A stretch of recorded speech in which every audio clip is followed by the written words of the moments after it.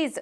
తెలంగాణ రవాణా శాఖ మంత్రి పొన్నం ప్రభాకర్ తెలంగాణ రాష్ట్రంలో రవాణా వ్యవస్థను ప్రక్షాళన చేయడానికి రంగంలోకి దిగారు. ప్రజల సురక్షిత ప్రయాణం కోసం పలు కీలక నిర్ణయాలు తీసుకున్నారు. ఈ క్రమంలోనే తాజాగా రోడ్ సేఫ్టీ పైన, ముఖ్యంగా పాఠశాలలు, కళాశాలల్లో విద్యార్థుల కోసం నిర్వహించబడుతున్న బస్సులపైన దృష్టి సారించారు. ఈ క్రమంలో మంత్రి అధికారులకు కీలక ఆదేశాలు జారీ చేశారు. స్కూల్ బస్సులపై నిరంతరం తనిఖీలు నిర్వహించాలని, 15 సంవత్సరాలు దాటిన స్కూల్, కళాశాల బస్సులను సీజ్ చేయాలని రవాణా శాఖ అధికారులకు మంత్రి పొన్నం ప్రభాకర్ ఆదేశాలు జారీ చేశారు. రోడ్ సేఫ్టీ పైన స్కూల్స్, కాలేజీల్లో విద్యార్థులకు అవగాహన కల్పించాలని సూచించారు. రాష్ట్ర వ్యాప్తంగా ప్రతి పాఠశాలలో ట్రాఫిక్ అవేర్నెస్ పార్క్ ఏర్పాటు చేయాలని ఆయన పేర్కొన్నారు. 15 సంవత్సరాలు దాటిన స్కూల్ బస్సులను తక్షణం సీజ్ చేయాలని ఆదేశించిన ఆయన, స్కూల్ బస్సుల తనిఖీల్లో భాగంగా ఫిట్నెస్, ఇన్సూరెన్స్, ఆర్సీ అన్నింటినీ చెక్ చేయాలని సూచించారు.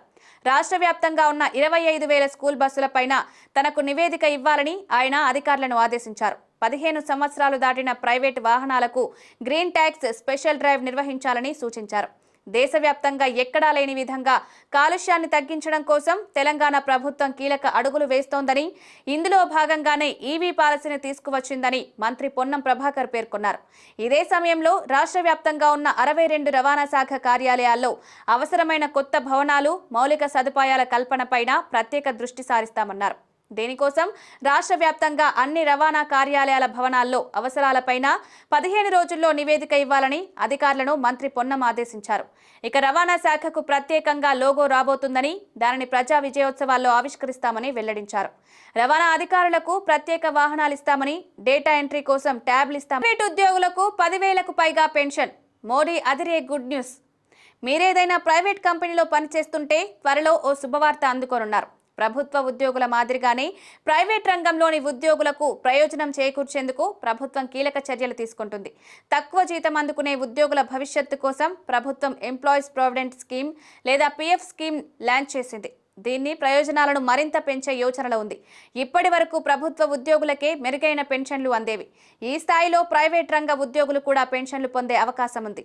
ఈపీఎఫ్ఓ పరిధిలోని ప్రైవేట్ ఉద్యోగులకు పెన్షన్ మొత్తాన్ని పెంచాలని ప్రభుత్వం యోచిస్తోంది. త్వరలో ప్రైవేట్ రంగ ఉద్యోగులు పదవీ విరమణ తర్వాత నెలవారీ పెన్షన్ 10,500 రూపాయలు పొందవచ్చు. అదేలాగో చూద్దాం.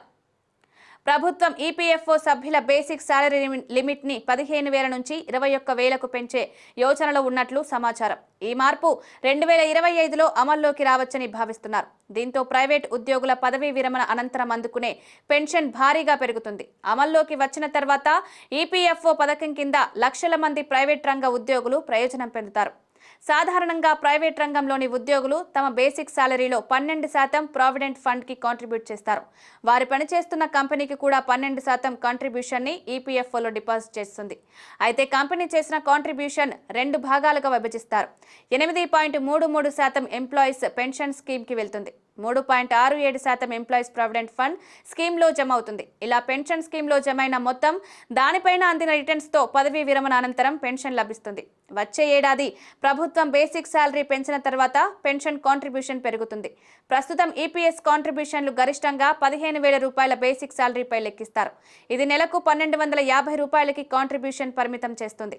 వేతన పరిమితిని 21,000 రూపాయలకు పెంచితే ఈపీఎస్ కాంట్రిబ్యూషన్ నెలకు 1,749కి పెరుగుతుంది. ఇలా ఎక్కువ పెన్షన్ కార్పస్ క్రియేట్ అవుతుంది. నెలవారీ పెన్షన్ 10,000కు పైగా లభిస్తుంది.